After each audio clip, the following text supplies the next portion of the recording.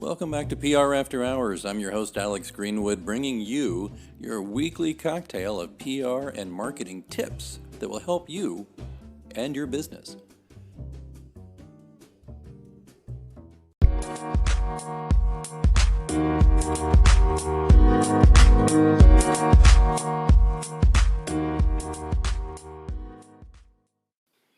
Hello, listeners. It's me, Alex, from PR After Hours. I hope you're enjoying the show so far. And I wanted to talk to you just for a moment about the way I get this show right into your earbuds every week. It's because I use Anchor FM. Now, I've told you previously that I've been podcasting since 2006, back when we used stone knives and bear skins and a couple of Dixie cups and string. Anchor FM has really streamlined this and made it simpler for people who don't know the first thing about setting up a podcast or don't have, time to learn all the pro tools and stuff, because it's all right here. First thing it's important to know is it's free. There are certain tools that will allow you to record and edit your podcast right from your phone or computer. Anchor will then distribute your podcast for you so it can be heard on Spotify, Apple Podcasts, and many more. That's huge. Distribution is a big pain in the butt, to be honest with you, so it's really great Anchor FM can do that for you, and you're not paying hosting fees. That adds up every month. It's everything you need to make a podcast all in one place, so download the free Anchor app or go to Anchor FM to get started, and be sure to join me in the virtual cocktail lounge on PR After Hours.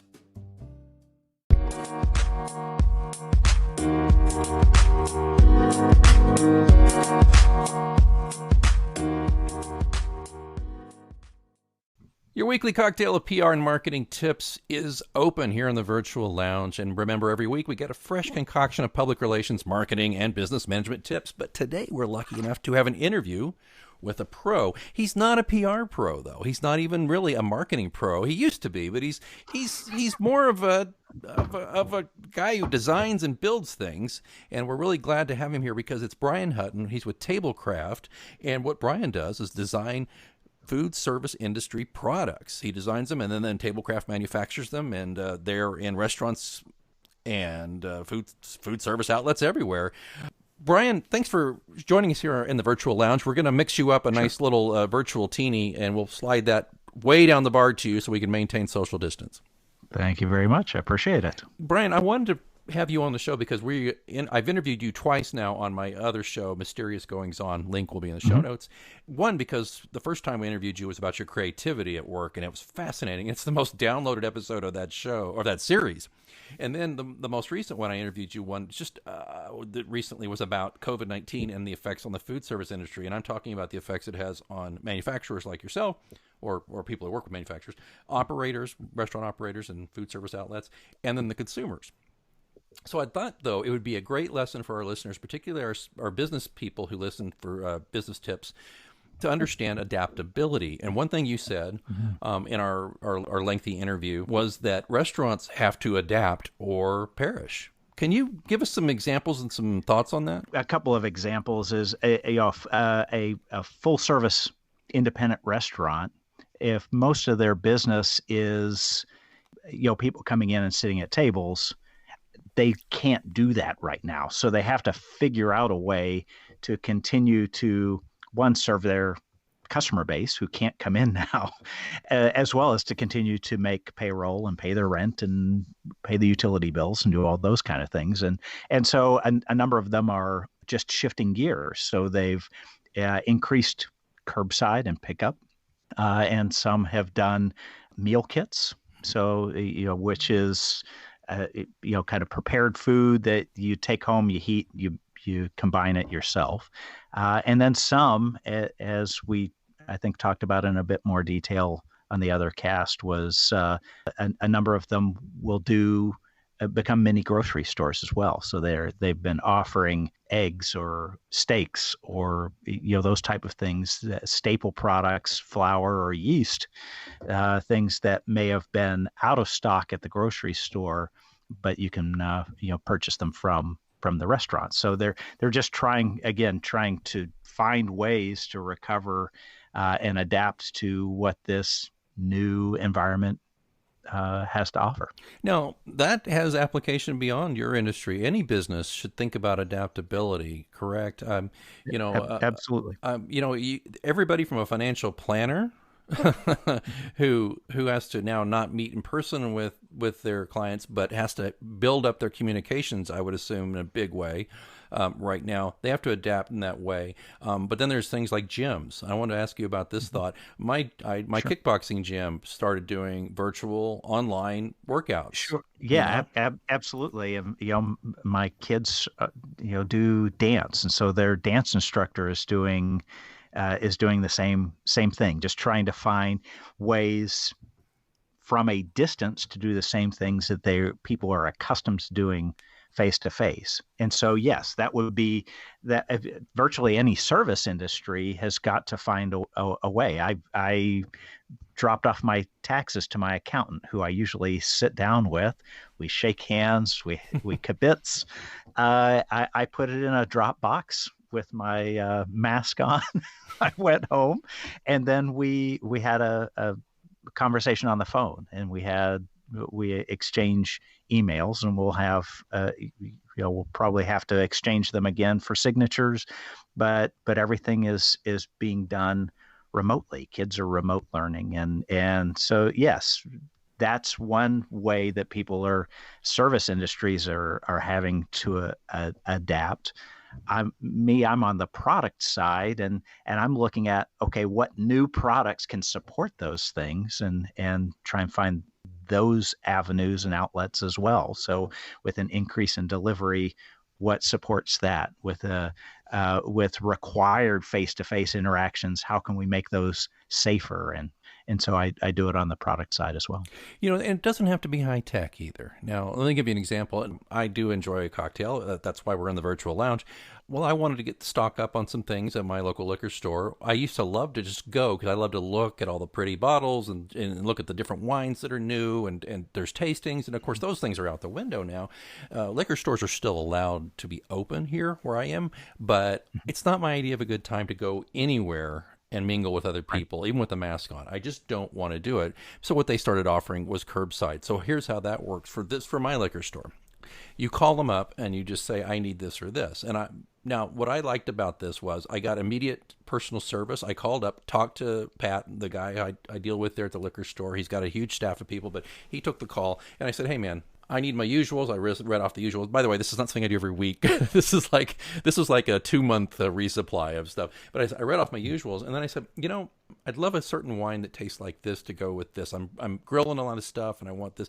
And he started rattling off some affordable. I said, here's my price. He rattled off some affordable wines that were delicious. He put those in a Mhm. box, and with my regulars. And I also said, you wouldn't happen to have a lemon or a lime hanging around there? And he's like, yeah, I got one of each. He threw that in there. And he said, all right, this will be ready in 45 minutes. Come on over and call me when you're ready. I called him, said, I'm on my way. I had to go to the bank first. I stopped over there, pulled up, opened my hatch. He handed me with his gloved hand, or he received my credit card and took it, ran it, put my box in there, I closed the hatch, and it was all done in like 5 minutes. I thought that was great. But there's two things that he needs to work on. One, their website does not have a full inventory for you to look from, so Right. they're losing business because they're people can't just look, because people are visual. That's why you like to browse the liquor store, Yeah, and I would love to have, sorry for interrupting you. I would love to have like a Google Street View 360, of the aisles of any store, perfect. a grocery store or a liquor store or a department store, because they're going to have to react to this as well when they're allowed to open back up, depending on the community. I So, totally agree. That's a brilliant idea. The other thing I would say to them too is, can you please make this where I can either give you the credit card number over the phone? I don't like having to hand you. He returned it to me in a gloved hand with a wipe around the car. He'd wiped the car, which is nice and a little bit overkill because I had gloves on in the car and my mask. But the point being, there are a few things they could tweak to make that simpler. And like you said, if they could have a 360 of the store, and they could just go, oh, I'm on aisle 3. I like that. I'll make a note of that. And then if they could do a portal and order it through a portal, that'd be great too. But mm, I don't mind the personal touch and talking to the dude who's got recommendations, so that's fine. right. So I guess my point being, to retailers out there who are essential and are open, there are ways you can make things easier. Try and look at it from the consumer's point of view. I'll just say it. I think consumers are apprehensive, if not scared. They're not only concerned about catching it, they're concerned about scarcity. So I think that goes right along with your adaptability, Brian. You see where I'm going with that? Absolutely. So everyone joked about the great TP shortage of 2020, and that had to do with perceived scarcity. And so there's a run, on certain things. And so that's more visibility, the more communication that an operator can provide, then I think the better off everyone will be. Give me one quick example before we wrap up here of something Mhm. your company or you are doing that's adaptive. Well, I'm working from home. That's, I mean, one huge way that many of us are adapting. So we're using Microsoft Team. A lot of people are using Zoom to have their regular meetings, and so I'm working remotely. That's a huge adaptation that I I believe will be a long term will Hmm. continue on. I think Yeah. in some form. I think face to face in my job is required to some degree, but to have a remote day a week or something like that, I think will become more of a reality in my industry where Yeah. it was really frowned upon before. Yeah, I think it's been a good test run, a necessary one. Obviously, I think a lot of people in a lot of industries, or a lot of bosses, a lot of are going, well, whoa, well, people were still just as, or even maybe in some cases more productive than they were. There's a lot of studies that show that a 4-day work week actually is more productive.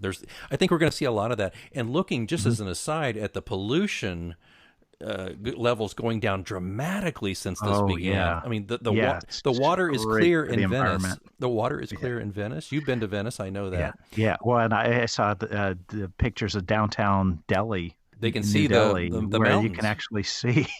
Yeah, it's amazing. Yeah. Yeah, that's amazing. But the other thing that we're doing as a company to adapt is developing the right products for what we perceive as the future of our industry. So we're having meetings and getting together as a group to try and I call it Visioncast, where we kind of try and look at the future.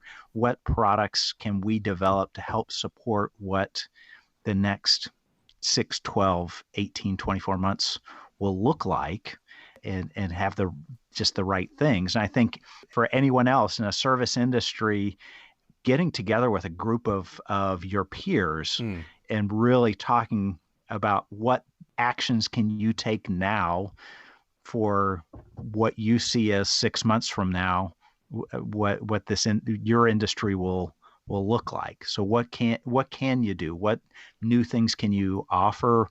Or what things should you take away Hmm. in order to adapt to this? I think we both hate the term new normal. Hmm. Whatever that is. So yeah, don't be afraid to take a few calculated risks as well in that environment, because the payoff is there if you're the first one that does the right thing for your customers, then you're helping them.